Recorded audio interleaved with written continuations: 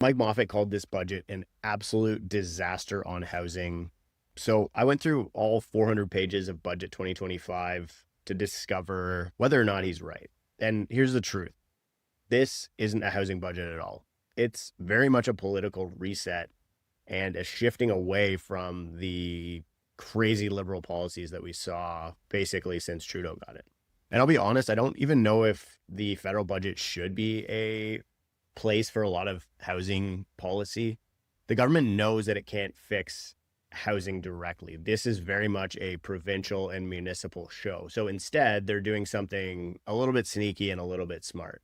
They've tied 20 billion in federal infrastructure money to one condition, that cities will only get it if they remove development charges and speed up housing approvals. If you've been following me for a little bit, you know I've done a handful of videos on this and how if we see a reduction in development charges, it'll actually have an increase in the downward pressure on house prices across Canada.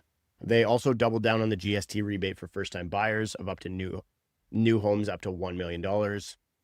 We already knew about the rebate, but now we actually know what Ottawa expects based on how much money they budgeted over the 5-year period, which is $4 billion, implying that they're only modeling out about 20,000 buyers, first-time buyers, to use this program per year. That's it, 20,000.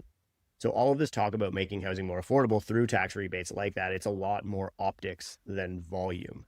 But there is a little bit of a twist that nobody saw coming, and this is the part that markets actually cared about. Everyone expected a $100 billion deficit, but instead the budget came in at a 70-something billion, 74 billion, I think. And this surprise instantly dropped bond yields, meaning that the bond curve flattened and fixed rates may actually fall a little bit in the short term.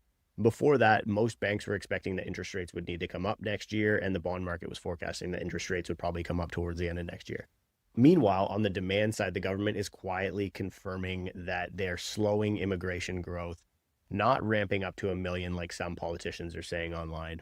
And this is huge because we've seen how population growth directly drives rent inflation and starter home demand. The Bank of Canada was the first to observe that correlation.